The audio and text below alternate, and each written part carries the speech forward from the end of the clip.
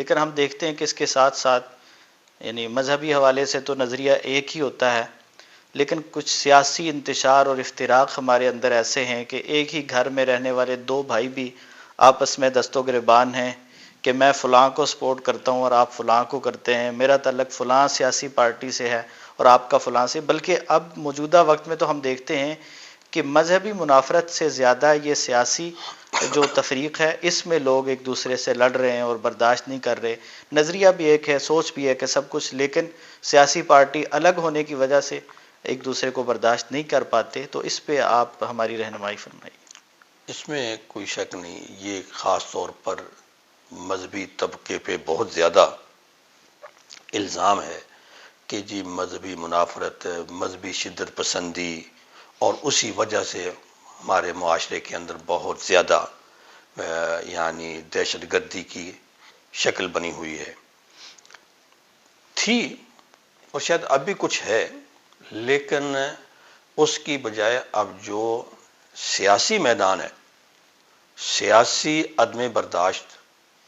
سیاسی عدم رواداری، یہ اب کو بہت زیادہ آگے نکل گئی۔ اور اس میں آپ نے تو کہا کہ بھئی جو ہے نا ایک ہی گھر میں رہنے والے بھائی وہ اس پارٹی سے اس پارٹی سے اور ایک دوسرے کو برداشت نہیں کرتے۔ حقیقت بات یہ ہے کہ اس کے پیچھے بھی جو میڈیا کردار ادا کر رہا ہے اور لوگوں کا ذہن جو بن رہا ہے، یہ ایک مادی ذاتی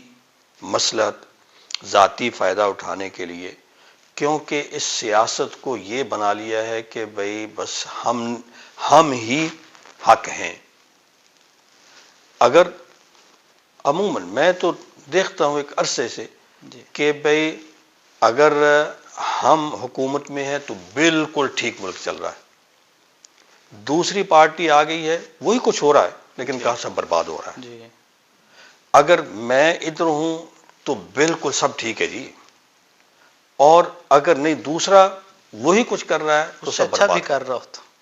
اچھا بھی کر رہا، اگر اچھا وہی کر رہا ہو کہ جو میں کر رہا ہوں تو پھر بھی وہ خراب ہے۔ یہ ایک چیز ایسی ہے کہ سیاست میں آ کر لوگوں نے صرف اپنے ذاتی مصلحت، ذاتی فائدے، اپنے ذاتی مقاصد، دنیاوی مقاصد حاصل کرنے کے لیے صرف توڑ پھوڑ، سیاست کو یہ سمجھا ہے کہ توڑ پھوڑ کا نام سیاست ہے۔ آپ لوگوں کو توڑیں، بیچ میں آپ اپنا کام کریں، یہ ہے جس کو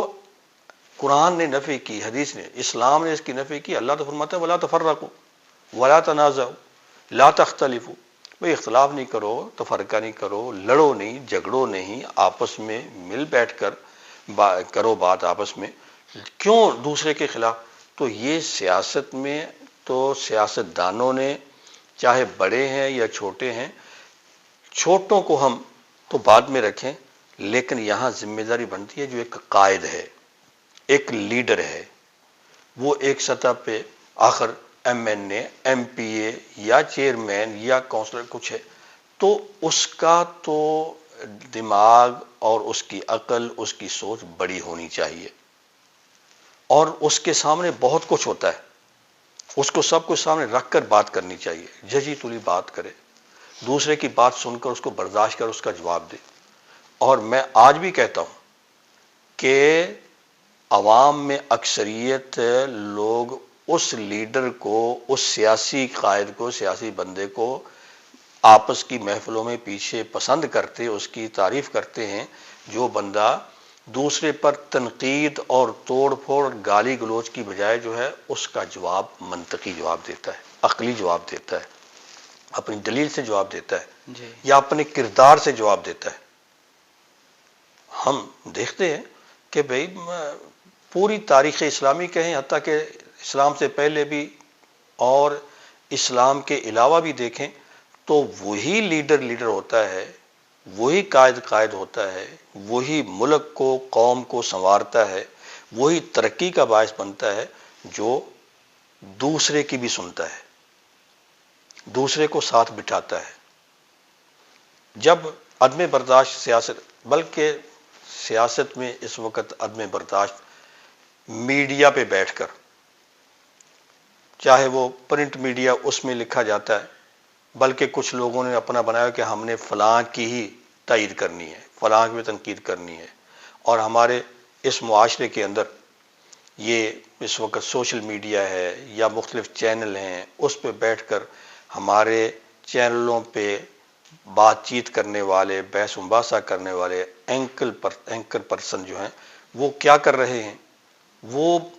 اگر نہیں بھی کوئی